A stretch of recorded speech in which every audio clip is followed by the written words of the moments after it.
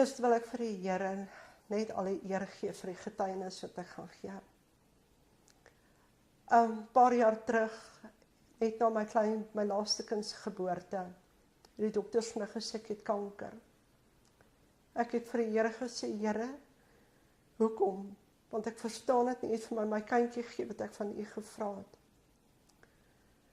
Ek is in die hospitaal opgeneem en die dag net met die operasie, uur voor my operasie. Ek weet dan nog of dit 'n dominee of 'n pastoor was, maar dit maak nie saak nie. Die persoon by my uitgekom en vir my kom bid, want my lewe was 'n hele deurmekaar gemors, omdat ek in die wêreld geleef het. Ek het die Here geken, maar nie 'n verhouding met God gehad nie. Ek is teater toe na die persoon vir my gebid het en ek my lewe met die Here reggemaak het. Dokter het my geopereer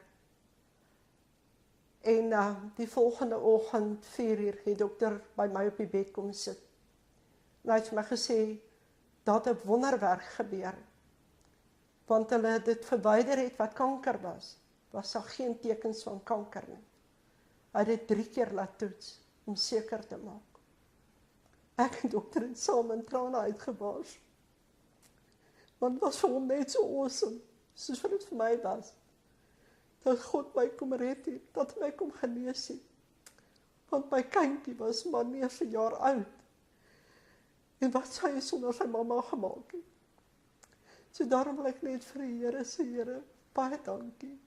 En mense, maak nie saak wat jy moet keer, wat se siekte het nie. Gaan na Papa Vader toe, want hy is ons geneesheer. Dokters is daar, maar God is ons groot geneesheer. En nou 'n paar maande terug, nog een van my getuies oor genesing.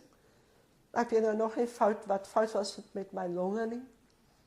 Ek weet ek het in 'n gebou gewerk waar daar asbesstof was. Ek weet nie of dit was as gevolg van dit nie.